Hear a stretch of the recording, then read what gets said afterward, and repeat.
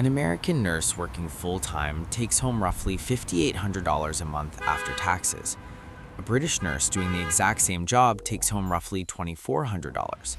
That sounds like a landslide victory for the United States, until you find out that the British nurse pays nothing for her mortgage's biggest hidden cost, spends less than half on groceries, and will never see a medical bill for the rest of her life. Suddenly, the math gets complicated. This is not a video about which country is better. This is a video about where your money actually goes further in 2026, and the answer is going to depend entirely on who you are and how you live. We're going to go through 7 categories, use real 2026 data, and at the end, I'll tell you exactly which country wins for which type of person. Stay with me because the results genuinely surprised us.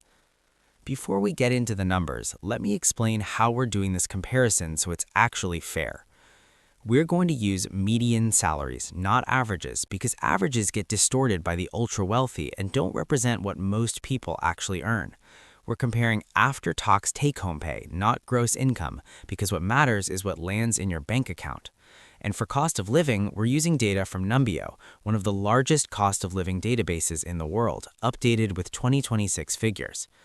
We're also going to compare 2 specific cities, not the most expensive ones. We're using Austin, Texas to represent the US, and Manchester to represent the UK. Both are major, growing cities. Neither is as extreme as New York or London. This makes the comparison real for the average person in each country, not just the people living in the most expensive postcodes. 7 categories, real numbers. Let's go. Let's start with what comes in before we talk about what goes out.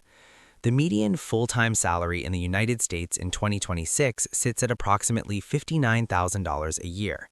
After federal and state taxes, using Texas, which has no state income tax, the average worker takes home around $48,000 a year. That's roughly $4,000 a month.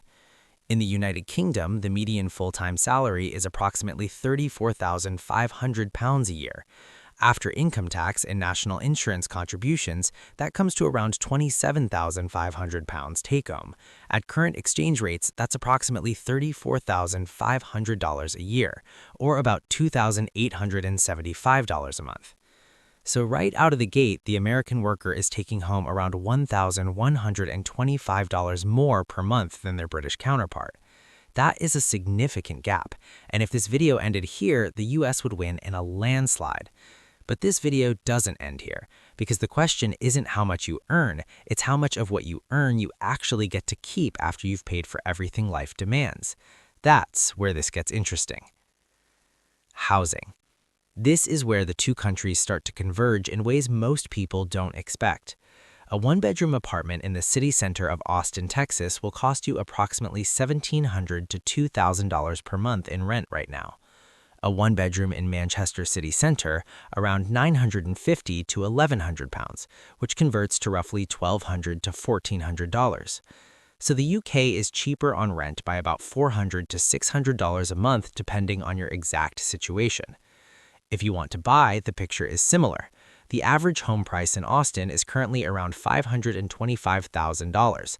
In Manchester, it's approximately £250,000, or around $315,000 at today's rates. Now let's update the running total.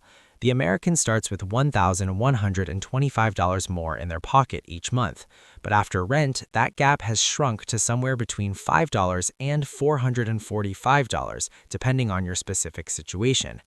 We are essentially tied, and we still have 4 categories to go. Healthcare is the category that changes everything, and it's the one that Americans and British people argue about most online, so we're just going to use the numbers and let them speak. In the United States, the average employer-sponsored health insurance premium for a single person costs the employee approximately $1,400 per year. That's their share after the employer contributes. But that's just the premium. Add in the average annual deductible of around $1,700 and out-of-pocket costs for appointments, prescriptions, and copays, the average American spends between $4,000 and $6,000 on healthcare every single year, even with insurance. That's $330 to $500 coming out of their pocket every single month. In the UK, the NHS is funded through the national insurance contributions already deducted from your paycheck, the ones we already counted in your take-home pay. Once those are paid, GP visits are free. Hospital treatment is free. Most prescriptions are capped at £9.90 per item, regardless of what the drug actually costs. Emergency care free. The average British person spends roughly $400 to $600 a year total in out-of-pocket healthcare costs. That's about $500 to $750 a year, or around $50 a month. So the monthly healthcare cost difference is approximately $280 to $450 in favor of the UK. Let's update the running total. The Americans started with $1,125 more per month. Housing cost them $400 to $600. Healthcare just cost them another $280 to $450. The US lead is now somewhere between -$5 and $445, depending on your specific situation.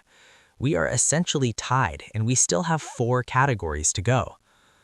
Groceries are one area where the UK consistently beats the US for the average household, and it's not very close. According to Numbia's 2026 data, a single person's monthly grocery bill in Austin averages around $350 to $400. The same basket of goods in Manchester runs approximately $180 to £220, roughly $225 to $280.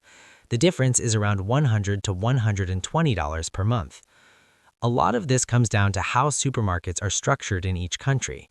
The UK has extremely competitive budget supermarkets, Aldi and Lidl, that have forced even premium stores like Tesco and Sainsbury's to keep prices in check. The US market is more fragmented and regional pricing varies wildly. Eating out tells a similar story.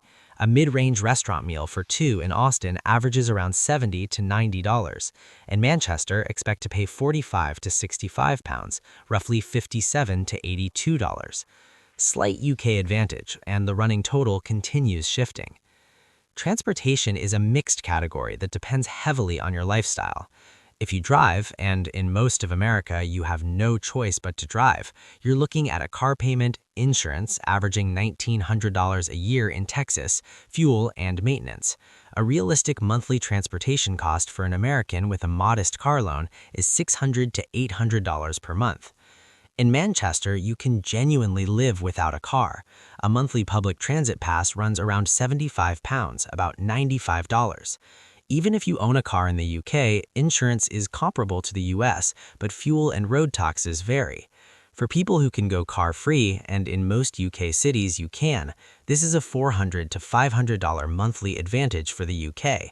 For people who need or prefer a car, the gap is much smaller.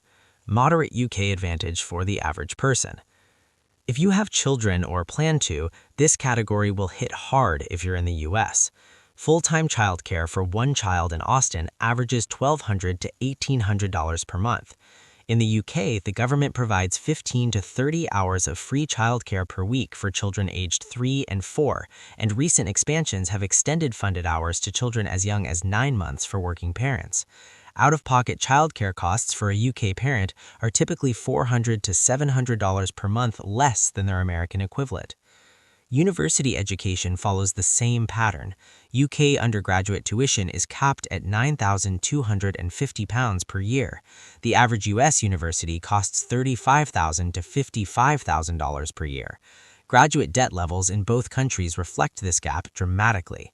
If you have children or plan to, the UK advantage in this category alone can be decisive. So let's bring it all together. Salaries, USA wins. The take-home pay gap is real and it's significant. Housing, UK wins. Both renting and buying are more affordable relative to income. Healthcare, UK wins, and it's not close for anyone who gets sick. Groceries, UK wins by a modest margin. Transportation, UK wins for city dwellers, roughly even for car-dependent people. Childcare and education, UK wins significantly, especially for families. So here's what that actually means in practice. If you are a single young professional with no major health issues, no children, and you work in a high-paying industry like tech, finance, or law, the United States pays you more and the lifestyle premium may be worth the higher costs. The ceiling in America is genuinely higher. The top earners in the US out-earn their UK counterparts by a margin that no cost of living adjustment fully closes. But if you are a median earner, a teacher, a nurse, an office worker, a tradesperson, someone earning close to the national median in either country, the United Kingdom's combination of free healthcare, subsidized childcare, cheaper housing, and functional public transit means your quality of life is likely higher despite the lower headline salary. The US gives you a bigger number on your paycheck. The UK gives you more of what that paycheck is supposed to buy. Neither answer is wrong, but now you have the actual numbers to make that decision for yourself. So which side are you on? Are you an American who thinks the UK gets more than people realize, or a British person who'd trade the NHS for an American salary in a heartbeat? Drop your answer in the comments below. I read every single one, and the most interesting comments shape what we cover next.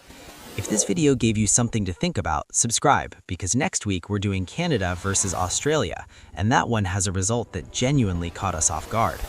This is Border Shift. We do the research, you make the decision.